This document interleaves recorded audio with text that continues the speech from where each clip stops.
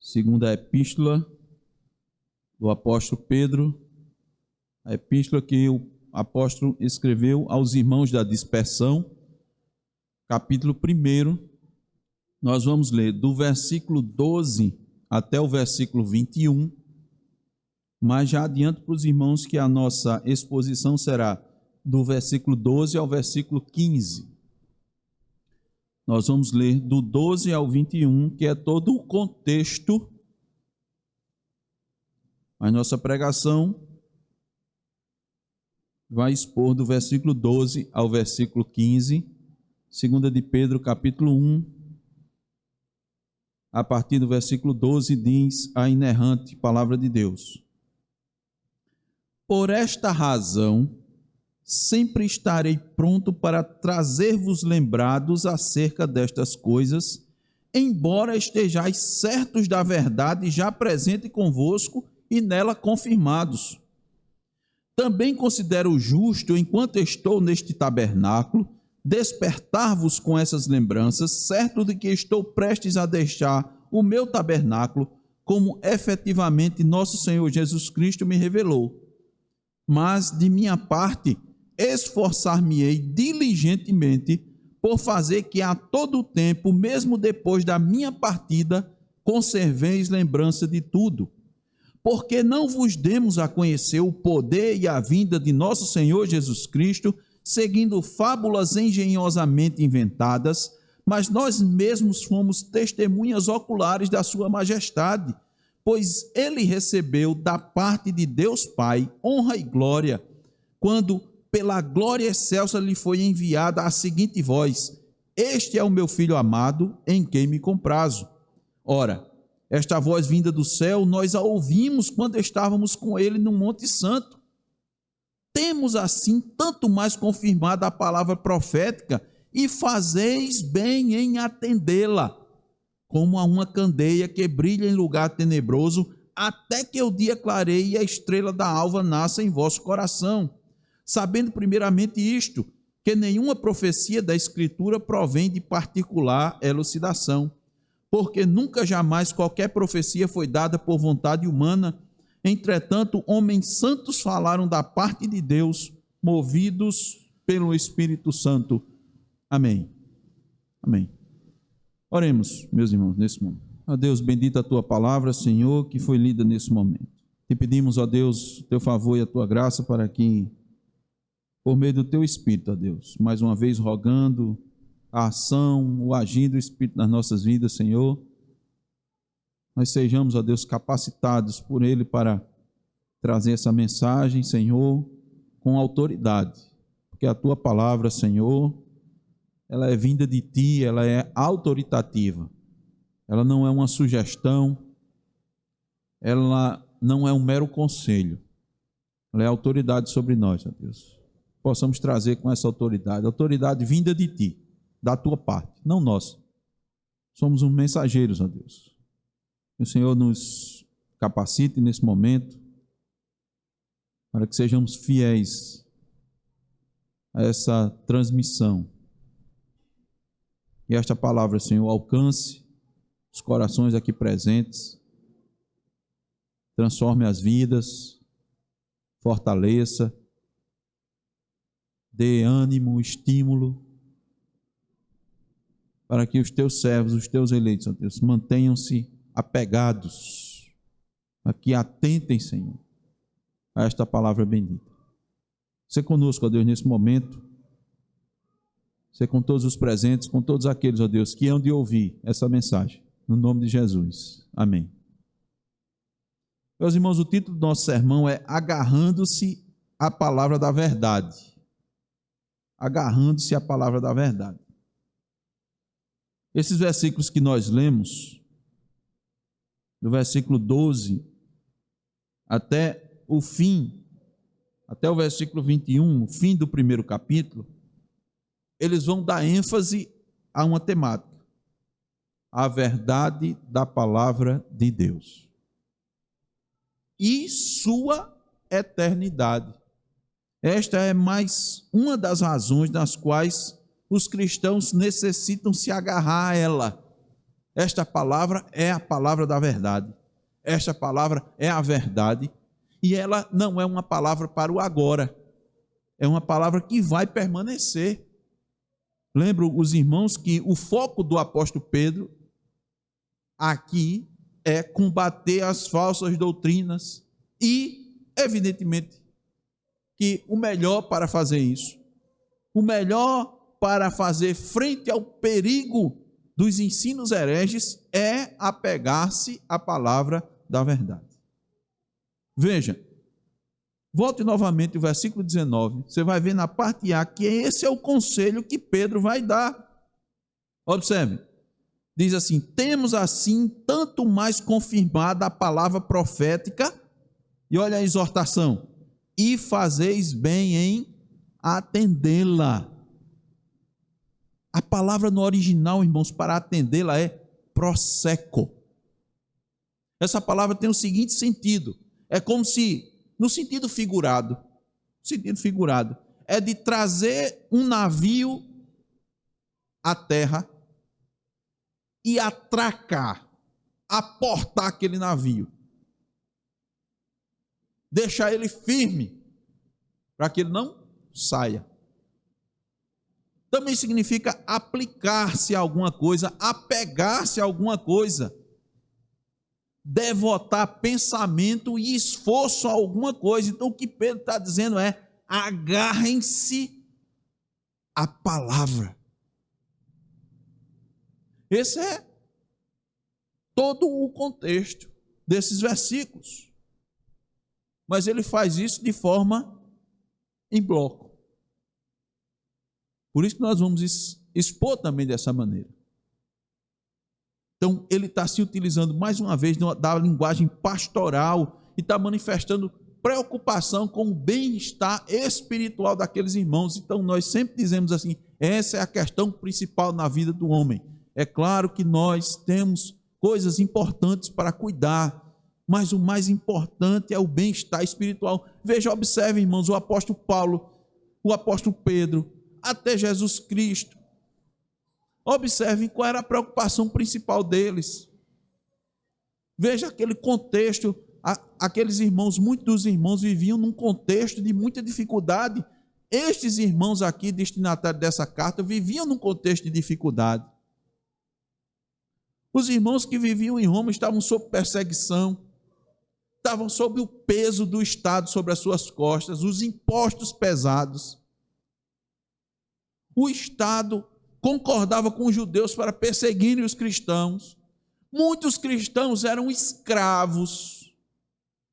Qual era a preocupação maior de Cristo e dos apóstolos? A condição espiritual daqueles irmãos. É claro que eles cuidaram de outras coisas, da saúde, do sustento. Paulo levou donativos, levou ofertas para os irmãos mais necessitados. Irmãos muito necessitados doaram.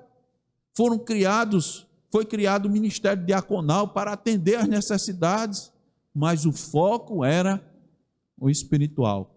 O principal era o espiritual. Pedro está aqui preocupado com isso. Ele se aproxima desses irmãos com esta justa preocupação, sabendo que aqueles irmãos conhecem a verdade.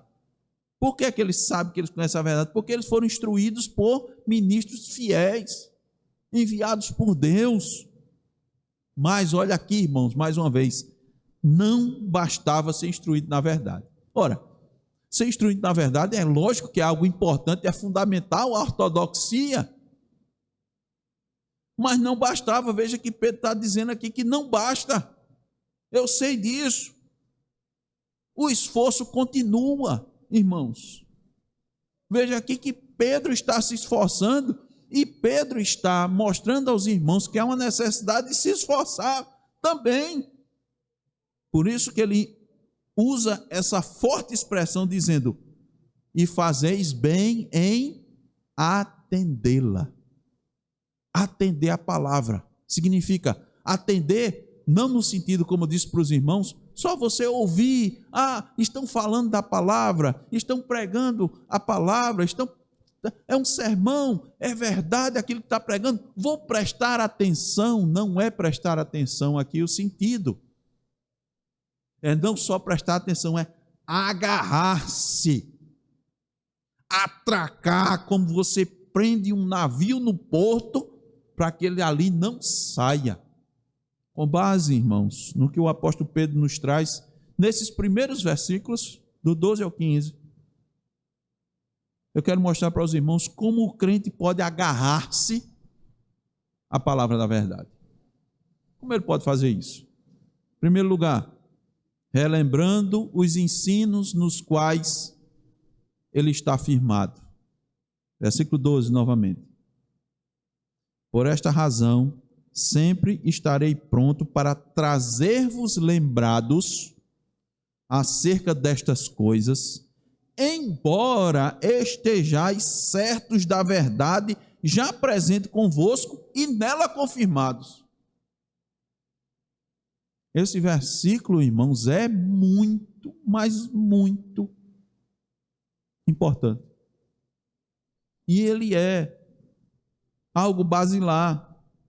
Eu quero lembrar aos irmãos que nos sermões anteriores mostramos que as orientações de Pedro, em especial nos primeiros versículos dessa carta, tinham eco nos ensinos de Paulo.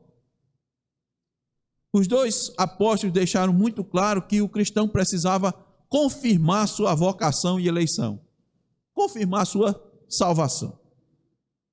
E a sua diligência em desenvolver as virtudes, ampliar as virtudes e até mesmo se assegurar dessas virtudes com uma vida irrepreensível e que manifestasse segurança da salvação, era a condição necessária para se ter uma vida frutífera. Você não ia ter uma vida frutífera sem essa luta, sem essa diligência. Vimos que a manifestação dos frutos do Espírito era uma evidência de que o cristão foi eficazmente chamado por Deus. Tudo isso Paulo disse e Pedro também disse. Agora, pense comigo.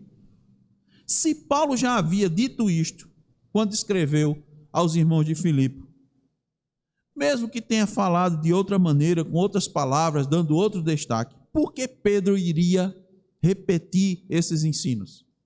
Certamente não foi por uma mera escolha pessoal. Nós lemos que nenhum ensinamento da Escritura provém da vontade humana, mas homens falaram da parte de Deus, movidos pelo Espírito Santo. E não é só esse tema, não é só esse assunto, esse ensino que se repete. Você encontra outros repetidos, registrados muitas vezes na palavra. Por quê? Porque nós aprendemos por repetição. Isso é um instrumento didático, que inclusive tem sido abandonado pelos professores nas escolas nos nossos dias. Necessitamos ser apresentados muitas e muitas vezes sobre certas doutrinas durante toda a nossa existência, durante toda a nossa peregrinação, porque a repetição vai auxiliar na fixação das verdades, na solidificação das doutrinas essenciais da fé cristã, para isso ficar na nossa mente. E com o passar do tempo, por meio da prática, elas também vão ficar gravadas no nosso coração, como se fossem escritas em tábuas de pedra. Daí Pedro dizer, voltemos novamente ao versículo 12, por esta razão, sempre estarei pronto para trazer-vos lembrados acerca destas coisas, embora estejais certos da verdade, já presente convosco e nela confirmados. Isso aqui, irmãos, temos uma pérola do método divino para os nossos dias. Por que eu digo que era uma pérola? É algo de grande valor, porque Pedro não tem qualquer dificuldade em repetir o que já ensinou, em lembrar aos irmãos o que ele já ensinou, o que outros ministros do Evangelho já ensinaram. Pedro não vem trazer para esses irmãos novidades, ele não tem a preocupação de estar pregando coisas novas. E a busca, irmãos, por novidade é um perigo que está sempre rondando as igrejas.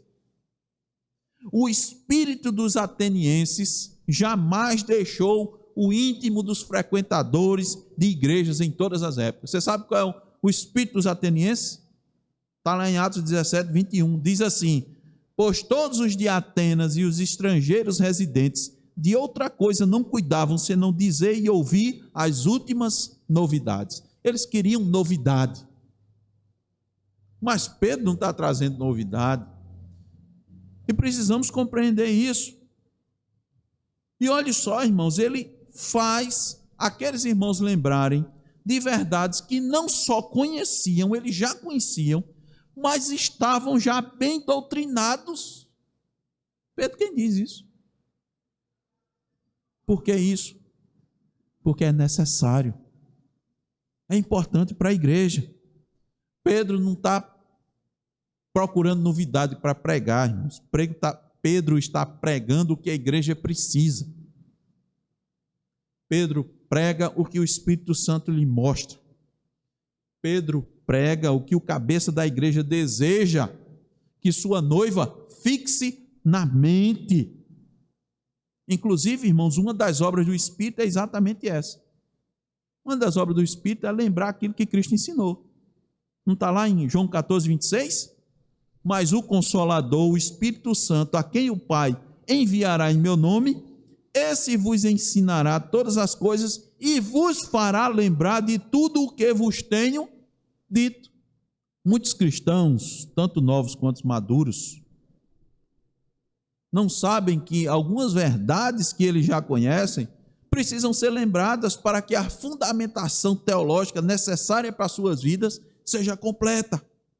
É comum, irmãos, que nosso aprendizado se dê por meio de fragmentos, um aprendizado por partes, mas que precisam ser unidos para que a compreensão do todo se torne mais relevante. E essa relevância se concretiza com questões práticas, em situações no nosso cotidiano, que precisam da aplicação da doutrina. Então você precisa estar sendo lembrado. E não esqueça, meu irmão, muitas vezes o espírito está disposto, mas a Bíblia também diz que a carne é fraca. Aqui no momento do sermão, durante o estudo, você concorda com tudo que é dito em gênero, número e grau. Mas quando sai desse ambiente e Deus lhe dá a oportunidade de exercitar seu conhecimento, aquilo que você balançou a cabeça e disse o sim, é o momento em que a prova é aplicada e há a necessidade de lembrar do que foi aprendido. E essa lembrança só vai se dar se o conteúdo estiver na mente e no coração. Não pode estar só na mente. O próprio apóstolo Pedro, irmãos, Pedro é um exemplo. Pedro é um exemplo da disparidade entre o amém da mente e o anátema da carne. Havia um abismo entre o que a mente concordou e o que de fato desceu no coração de Pedro. Peço, irmãos, que abram suas Bíblias, não desmarcando 2 de Pedro 1, em Marcos capítulo 14. Marcos 14, do 27 ao 30. Diz assim a palavra de Deus: Então lhes disse Jesus: Todos vós vos escandalizareis, porque está escrito: ferirei o pastor e as ovelhas ficarão dispersas. Já estava escrito, estava no decreto. Mas depois da minha ressurreição, irei adiante de vós para a Galiléia. Disse-lhe Pedro: ainda que todos se escandalizem, eu jamais.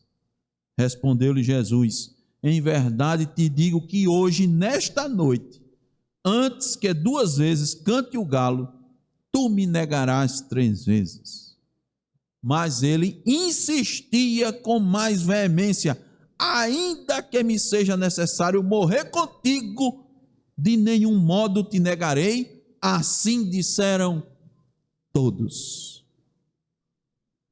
Pouco tempo Jesus estava dizendo: persevere na oração para não cair em tentação. Jesus foi e disse a eles: olha, vai acontecer isso. E eles disseram: de jeito nenhum. Vai acontecer, meu filho. Uma coisa é você concordar com a mente. Há uma disparidade, meus irmãos. Há uma disparidade grande. Pedro sabia o que estava dizendo. Eu preciso lembrar a vocês, meus irmãos. E vocês precisam de lembrar daquilo que foi ensinado. E vocês precisam colocar isso na prática, para que não saia da sua mente. Então se agarre a essa palavra da verdade. Se agarre. Lembre sempre, irmãos, tinha um perigo. O perigo rondava a igreja na época de Pedro. O perigo ronda a nossa igreja. Ronda todas as igrejas fiéis. Você sai daqui dizendo que ama Jesus, que ama seu irmão, que ama seu próximo. Você aprende e concorda que não há nada melhor do que ser um servo do Senhor, mas não precisa muito para você manifestar insatisfação com sua vida. Não precisa muito para você se zangar da sua esposa, do seu filho, do seu marido. Basta você precisar de um remédio que você não encontrou na farmácia e você murmura. Você reclama da cidade. Você reclama do comércio. Você reclama de tudo. Você diz que era para estar em outro canto, não era para estar aqui. Você está sentindo dor e não tem um remédio. Remédio simples, faltou. Nessas cidades assim, irmãos, um fornecedor fornece para todas as farmácias. Você reclama, você murmura. Mas há pouco tempo você estava dizendo que, ó Senhor, te dou graças, porque sou teu servo. O Senhor é o meu pastor e nada me faltará. Aí faltou o remédio, você reclama. É assim. Dentre outras coisas, você murmura, você reclama, você desonra a Deus na frente dos outros. Pedro disse: vocês precisam se lembrar, dos ensinos. Meu irmão, certamente Pedro nunca esqueceu que negou Jesus 3 vezes. Nunca esqueceu que disse, nunca esqueceu que negou Jesus, mas pouco tempo antes tinha dito que estava disposto a morrer por Jesus. Todos iam se escandalizar, mas ele, eu não. Mais do que a negação, irmãos, creio que Pedro não esqueceu que o próprio Jesus perguntou 3 vezes a ele se o amava. E depois de cada confirmação de Pedro, o mestre o exortou a cuidar das suas ovelhas. Por isso que ele está cuidando, está dizendo assim: se lembre dos ensinos. Não esqueça, se agarre, porque vai vir a prova, vai vir a dificuldade. Como é que você vai se manter agarrado à palavra? Lembrando dos ensinos. Nem sempre o ensino novo, o ensino que você está firmado, que você está convicto, o qual Deus lhe deu por meio de ministros fiéis. Essa é a primeira lição. A segunda, de como você vai se manter agarrado à palavra, é quando você considerar sua falta de atenção e a brevidade da sua vida. Vai lhe ajudar a você se manter agarrado à palavra. Versículo 13 de 2 de Pedro, capítulo 1. Acompanhe a leitura. Também considero justo, enquanto estou neste tabernáculo, despertar-vos com essas lembranças. O que é que Pedro queria, irmãos? Despertar os irmãos para a vigilância.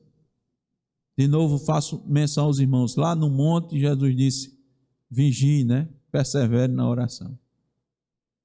Pedro aprendeu a lição. Está agora ensinando esses irmãos. Fiquem vigilantes no exercício da fé. Inclusive, irmãos, a palavra despertar-vos no original tem o sentido de levantar, acordar. Despertar do sono mesmo. Sabe por quê? Você aprende um pouco sobre as coisas de Deus e rapidamente baixa a guarda. Você aprende coisa nova, Deus lhe dá. Você entende, começa a compreender as coisas e tal, e você ficar assim, muitas vezes, em estado de êxtase. Oh, eu não sabia, Deus me mostrou, olha essas verdades da palavra. E você passa um tempo, mas depois você cochila. É muito fácil, irmão, descansar rapidamente das conquistas teológicas e doutrinárias. É muito fácil perder o senso que somos forasteiros e peregrinos nessa terra. Ao nos vermos diante do espelho, por não enxergarmos a farda e a armadura, esquecemos que somos soldados incumbidos do dever de avançar o reino de Deus aqui na terra. Aí entramos na zona de conforto e a gente não quer mais sair dela. E você tem que entender que tudo vai cooperar para que você fique adormecido. A carne vai procurar logo a inércia espiritual e a consequência é a desatenção para o que é realmente importante para a sua alma. Você começa a dar atenção às outras coisas, você já aprendeu, aí você fica descansado. Antes eu não sabia, agora eu já sei, então posso ficar tranquilo. Calvino diz, irmãos, que esse torpor, ou seja, essa inércia, vai enfraquecer o que se havia aprendido e, por fim, vai apagar. É aqui onde o cristão fica extremamente vulnerável e o inimigo sabe muito bem disso. Essa situação é muito comum acontecer nos esportes. O esporte mais conhecido nosso, o futebol. Quando, por exemplo, uma determinada equipe de futebol consegue fazer um gol no primeiro tempo. Nessa etapa, eles fortaleceram a defesa, eles passaram a fazer boas trocas de passe no meio de campo e na oportunidade que tiveram, mesmo um adversário difícil, foram efetivos e marcaram o gol. Foram para o segundo tempo na frente do placar. Vão para os vestiários, vão conversar a respeito do primeiro tempo, conversas positivas, avaliando aquilo que foi feito de bom, tomam um banho, trocam de uniforme, e isso traz certa tranquilidade. Entram no campo para o segundo tempo. O time já não está mais focado, tão focado como antes, estão mais confortáveis porque estão à frente do placar, estão mais confortáveis porque jogaram bem melhor no primeiro tempo, mesmo o adversário sendo um adversário forte, difícil, quem sabe o que estava na frente, em primeiro lugar na tabela do campeonato, mesmo assim, eles jogaram tão bem. E aí eles começam a não seguir à risca o esquema combinado, como fizeram no primeiro tempo. Algumas perdas de bola acontecem no meio de campo, o adversário passa a chegar com mais facilidade por causa da desatenção. Os jogadores, confiantes no placar e no bom desempenho do primeiro tempo, não percebem que o oponente está mais perigoso e, inclusive, já identificou suas fragilidades. O técnico coloca um jogador para aquecer, conversa bastante com ele, lhe dá as instruções, alterando a tática do time, e ao fazer a substituição, o jogador que entra conversa com toda a equipe, passando a nova abordagem. Qual é o resultado? A equipe adversária começa a jogar melhor e não apenas empata o jogo, fica à frente do placar, aproveitando-se do vacilo do seu oponente. Ele relaxou, ele descansou.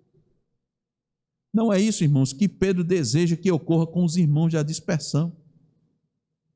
Eles sabem que aqueles irmãos estão firmados, se estão firmados na verdade, mas isso não pode ficar, não pode parar aí, porque eles sabem que a tendência do cristão é perder o foco, o que nós podemos chamar de sonolência espiritual.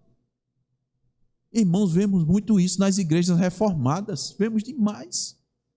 Temos muitos exemplos de vários locais. Vemos irmãos, antes de conhecer as doutrinas da graça, são bem ativos. Eram bem ativos nas suas igrejas, nas atividades religiosas, fervorosos na participação das reuniões promovidas pela igreja, ocupavam cargos, assumiam responsabilidades, iam para a evangelização, eram liderança, pregava, ensinava. Quando conheceram a verdade, ficaram vigorosos, sedentos, famintos, interessados, esforçados. Mas esse vigor não passou muito tempo. Veio um relaxamento, relaxou, não tinha mais a disposição de antes. O vigor antes foi embora. O tempo para realizar as atividades da igreja agora ficou mais curto.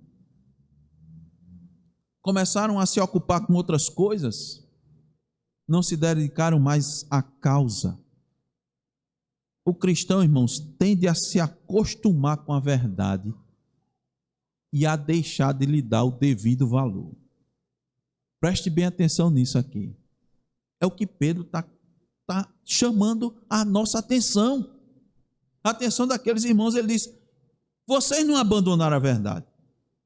Vocês têm doutrinas e ensinamentos como certos, mas determinado, em algum momento, as verdades vão perdendo o valor. Por isso que ele diz: também considero justo, enquanto estou neste tabernáculo, despertar-vos. Por quê? Porque eles estavam dormindo. Eles não deixaram de crer na verdade. Eles não negaram a verdade. Eles não apostataram. Mas eles começaram a dormir. Pedro, irmão, sabe que lhe restam poucos dias de vida. E a urgência em despertar os irmãos com as lembranças dos ensinos que eles já haviam recebido, mas que pareciam estar cochilando. Warren Wiersbe disse assim sobre esse versículo: ouça, esquecemos-nos do que devemos lembrar e lembramos-nos do que devemos esquecer. Versículo 14. Certo de que estou prestes a deixar o meu tabernáculo, como efetivamente nosso Senhor Jesus Cristo me revelou. Veja aqui mais uma coisa interessante. Mais uma similaridade entre os apóstolos.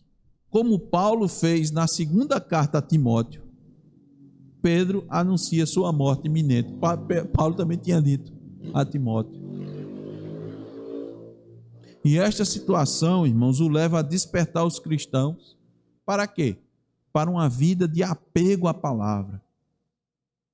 Aquilo que eles tinham aprendido dos ministros fiéis. Porque os falsos profetas estavam assombrando a igreja. É preciso refrescar a memória dos crentes sobre certas verdades que estão adormecidas no seu íntimo. Não foram negadas, mas estão adormecidas.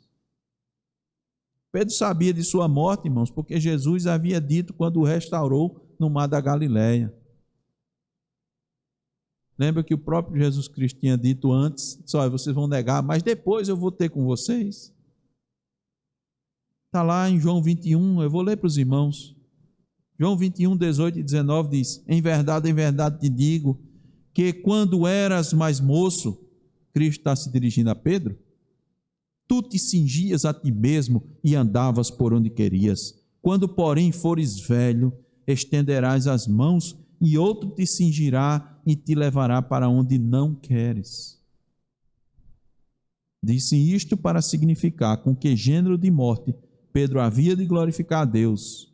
Depois de assim falar, acrescentou-lhe: segue-me. Eu pergunto, o que é que você faria se soubesse que está prestes a morrer? O que é que você faria? Se agarraria mais à palavra?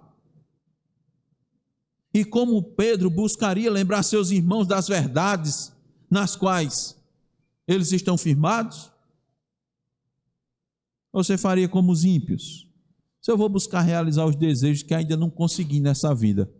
Você vê até filme desse jeito. Se a pessoa sabe que vai morrer, se agora tem um filme que 2 senhores vão fazer uma lista de coisas que ainda não conseguiram. Se eu vou fazer isso aqui antes de eu morrer. Você vai fazer isso? Você precisaria em dedicar seus esforços para fortalecer o reino de Deus antes de sua morte? Ou você iria dizer, não, vou curtir um pouco mais a minha família, vou tirar um tempo mais para mim, eu trabalhei muito, lutei muito, já que eu vou morrer, né? Não é nada demais. Não é nada demais, é pedir muito. Pedro, irmãos, entendia que seu corpo não era uma residência permanente, que esta terra não era sua morada permanente. O que é que ele fez? Investiu seus esforços para fortalecer o reino de Deus, que é eterno.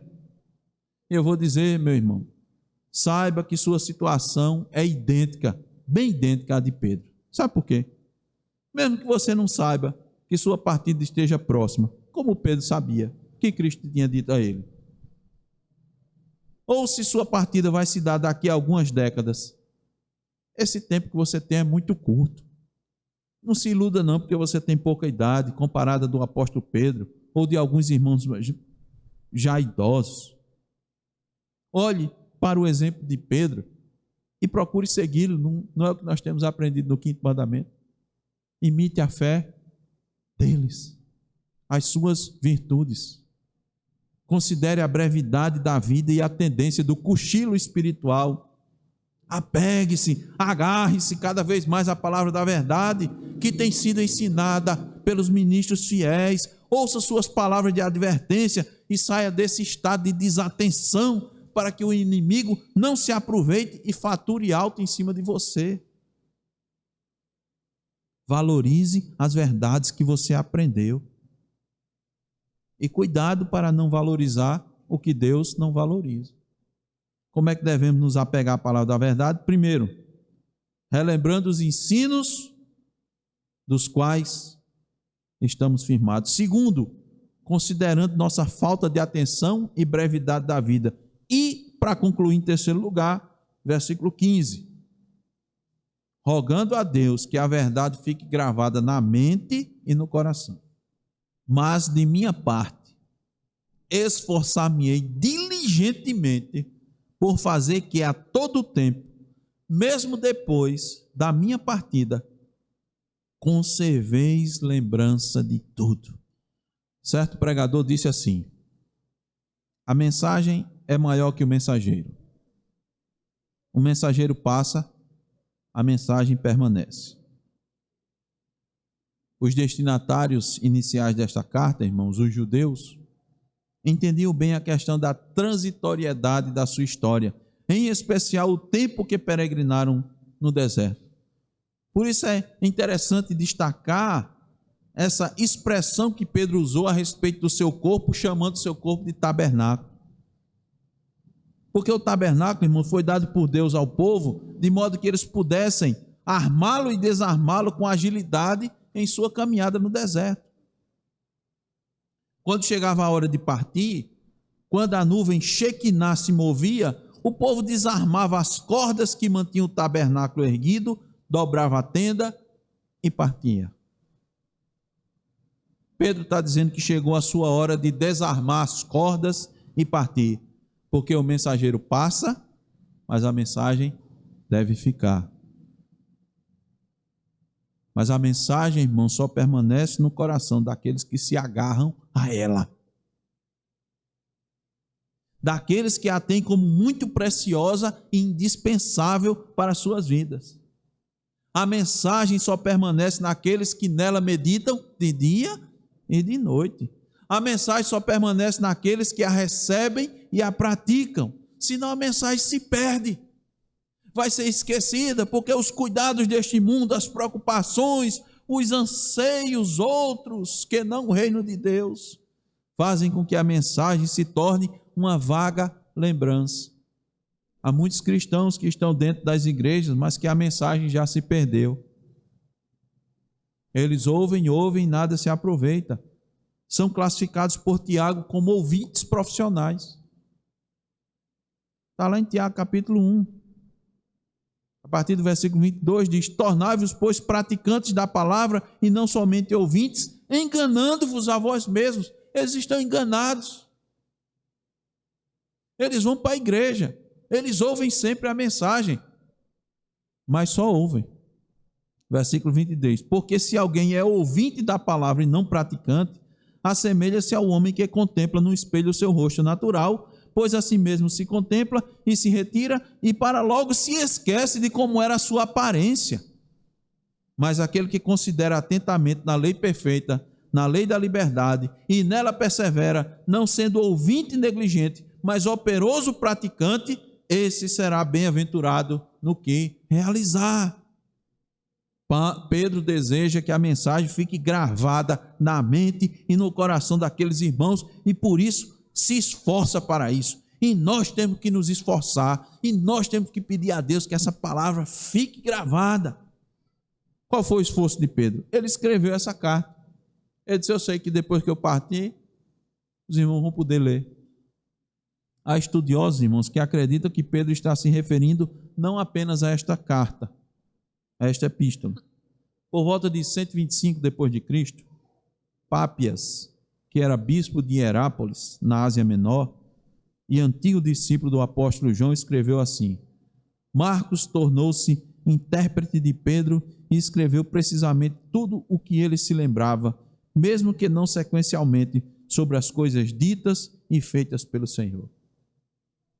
Irineu, alguns anos depois, cerca de 60 anos depois, um pai da igreja, achava que Pedro estava se referindo não a essa epístola, a segunda epístola, mas ao Evangelho de Marcos, no qual Marcos servira praticamente como secretário de Pedro para escrever.